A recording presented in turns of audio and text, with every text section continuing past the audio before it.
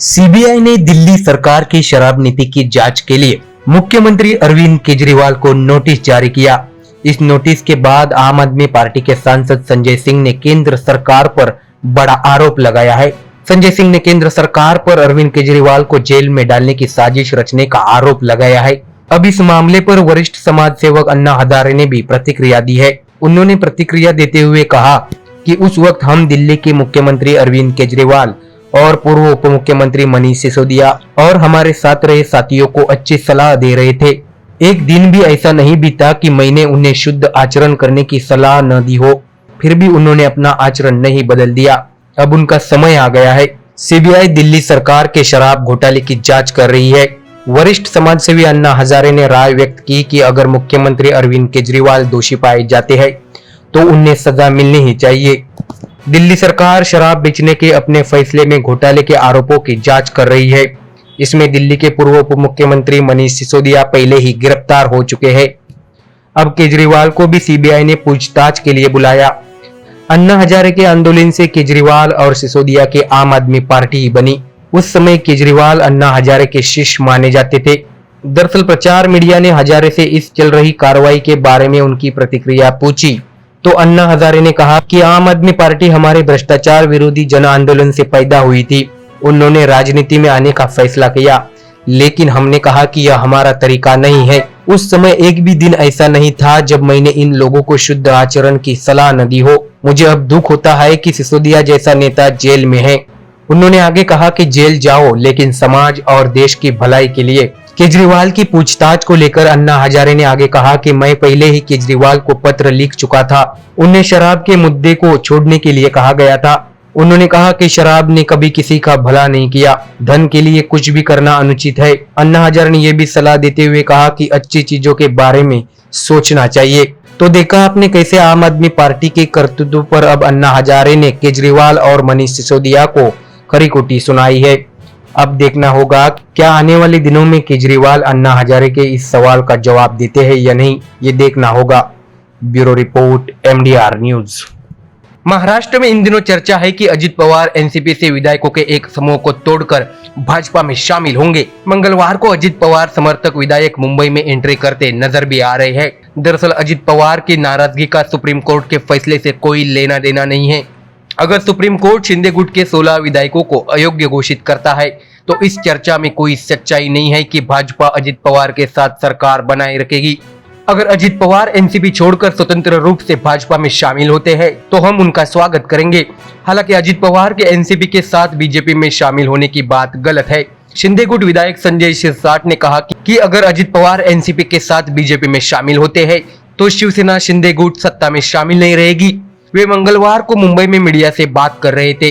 संजय शिरसाट के बयान से यह देखा जा रहा है कि शिंदे गुट को अजित पवार और बीजेपी के संभावित गठबंधन की आशंका सता रही है। इसलिए संजय शिरसाट ने अपनी प्रेस कॉन्फ्रेंस में इन संभावना को बार बार खारिज किया कि सुप्रीम कोर्ट के फैसले के बाद बीजेपी शिंदे गुट को छोड़कर अजित पवार के साथ एक अलग राजनीति ठिकाना बनाएगी। दरअसल अजित पवार पहले से ही एनसीपी में खफा है। लोकसभा चुनाव में पार्थ पवार की हार के बाद से ही अजित पवार पार्टी से खफा चल रहे हैं। अब भी अजित पवार को महाविकास आघाड़ी की वज्रमूठ बैठक में अपनी जगह तलाशनी है। अजित पवार ऐसे नेता नहीं हैं जो समय बर्बाद करते हैं, लेकिन अजित पवार नागपुर की बैठक में गए और सिर्फ 4 घंटे ही बैठे। उन्होंने भाषण भी नहीं किया। अगर वे बोलते तो क्या गलत होता। 15 विधायकों वाली पार्टी के नेता बैठक में मुख्य वक्ता थे और 54 विधायकों वाली पार्टी के नेता को मंच पर ही किनारा कर दिया गया। महाविकास आघाड़ी के सत्ता में रहते समय भी मुख्यमंत्री उद्धव ठाकरे अजित पवार का फोन नहीं उठाते थे और उनकी ये नाराजगी उन्होंने धनंजय मुंडे के पास भी व्यक्त की थी। दरअसल संजय शिरसाट से पूछा गया था कि क्या अजित पवार एनसीपी छोड़कर भाजपा में शामिल होने पर शिंदे समूह उनको स्वीकार करेंगे। उस पर संजय शिरसाट ने बार बार यह कहने की कोशिश की कि अगर अजित पवार एनसीपी छोड़कर स्वतंत्र रूप से हमारे साथ आते हैं तो उनका स्वागत है। अगर अजित पवार एनसीपी छोड़ते हैं तो हम उनका स्वागत करेंगे, लेकिन यह गलत भविष्यवाणी है कि वह एनसीपी के साथ बीजेपी में शामिल होंगे। अगर ऐसा होता है तो हम सत्ता में नहीं रहेंगे। शिरसाट से यह भी पूछा गया कि क्या शिंदे समूह अजित पवार को मुख्यमंत्री के रूप में स्वीकार करेगा, तो उन्होंने कहा कि एनसीपी कार्यकर्ताओं ने यह भावना जाहिर की है कि अजित पवार ही मुख्यमंत्री बनेंगे। साथ ही उन्होंने ये भी कहा कि उद्धव गुट के संजय राउत का भी ये दावा है कि उद्धव ठाकरे प्रधानमंत्री पद के उम्मीदवार है, लेकिन क्या यह संभव है? संजय सिरसाट ने आगे संकेत दिया कि शिंदे गुट अजित पवार को मुख्यमंत्री के रूप में स्वीकार करने के लिए तैयार नहीं है। अब देखना होगा कि महाराष्ट्र में आने वाले दिनों में क्या राजनीतिक भूचाल आता है और इससे महाविकास आघाड़ी पर कितना परिणाम होता है, ये तो देखने वाली बात होगी। Bureau report, MDR news. Maharashtra में पिछले कुछ दिनों से चर्चा है कि अजित पवार बीजेपी के साथ जा सकते हैं, लेकिन अजित पवार ने इससे साफ इनकार कर दिया है। उन्होंने मीडिया से बात करते हुए कहा कि मेरे और एनसीपी के मेरे साथियों के बारे में गलतफहमी पैदा करने का काम चल रहा है। दरअसल जो खबरें दिखाई जा रही है उनमें कोई भी सच्चाई नहीं है। मेरे पास एनसीपी के 40 विधायकों के हस्ताक्षर लेने का कोई कारण नहीं।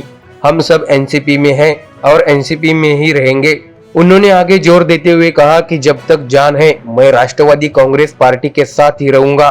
पिछले कुछ दिनों से बीजेपी के साथ जाने की चल रही बातों पर अजित पवार ने आखिरकार पर्दा ही डाल दिया। अजित पवार ने यह भी कहा कि आप लगातार मेरे बारे में खबरें दे रहे हैं, परंतु इसमें कोई सच्चाई नहीं है। उन्होंने बताया कि आज मैं रोज की तरह ऑफिस में बैठा था। समिति की बैठक में हमेशा की तरह एनसीपी विधायक भी आए थे, क्योंकि उनका कोई मंत्रालय में काम बाकी था।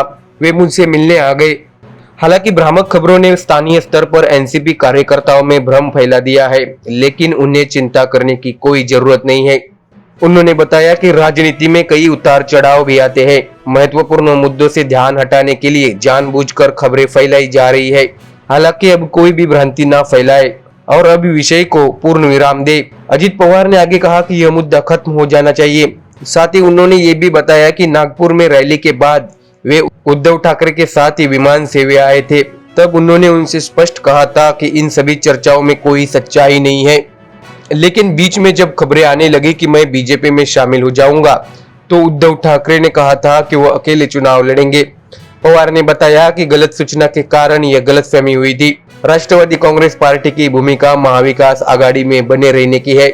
अजित पवार ने आगे समझाया कि हमारी भूमिका महाविकास आघाड़ी की ताकत बढ़ाने की है।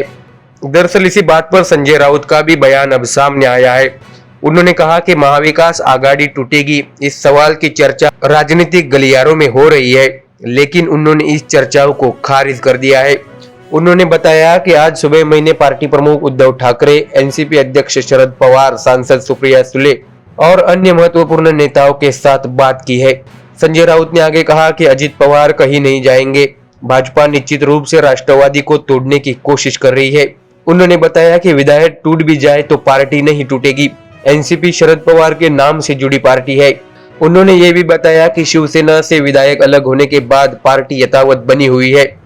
मुझे यकीन है कि जो भी खबरें प्रकाशित की जा रही है वे फर्जी है। तो देखा आपने कि महाराष्ट्र में एमयू के अंदर घमासान मचा हुआ नजर आ रहा है। गठबंधन के दल एक दूसरे पर आरोप प्रत्यारोप करने में जुटे हैं। इसका फायदा बीजेपी आने वाले चुनाव में ले सकती है। Bureau report, MDR news. कुछ विधायकों के साथ अजित पवार बीजेपी में शामिल होने की चर्चा महाराष्ट्र में गर्मा गई थी। इस चर्चा पर अब पूर्ण विराम लगता दिख रहा है और इसी बीच एनसीपी के एक बड़े नेता ने अपने साथ कई पार्षद जुटाकर बीजेपी में शामिल हो गए हैं। ये एनसीपी के लिए एक तगड़ा झटका माना जा रहा है। इस बगावती नेता की चर्चा एनसीपी में खेल पलट सकती है।